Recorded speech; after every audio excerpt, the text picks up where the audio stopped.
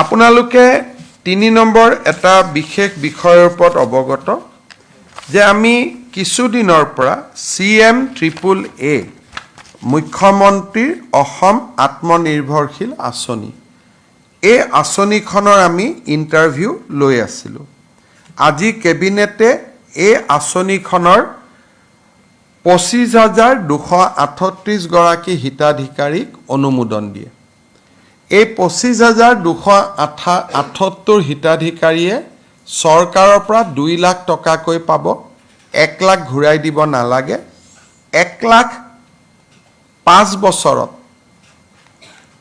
পিছত এটা ইকুৱেল ইনষ্টলমেণ্টত তেওঁলোকে ঘূৰাই দিব লাগিব।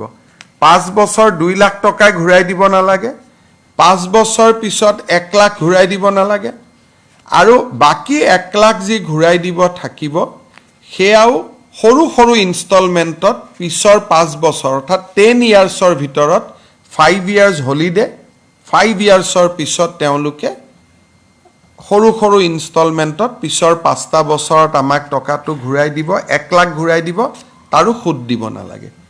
1 লাখ ৰাজ সাহায্য, 1 লাখ ঋণ, আৰু ঋণো উভতাই দিব লাগিব উইদাউট সুদবিহীন ঋণ।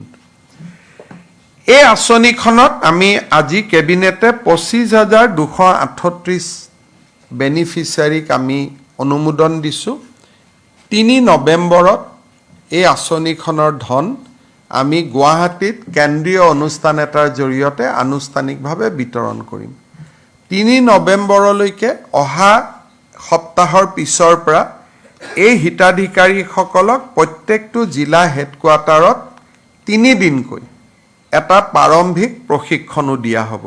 অৰ্থাৎ অক্টোবৰ মাহত প্ৰশিক্ষণ চলিব আৰু 3 নৱেম্বৰত এই হিতাধিকাৰীসকলে চৰকাৰৰ পৰা এই পুঁজি লাভ কৰিব।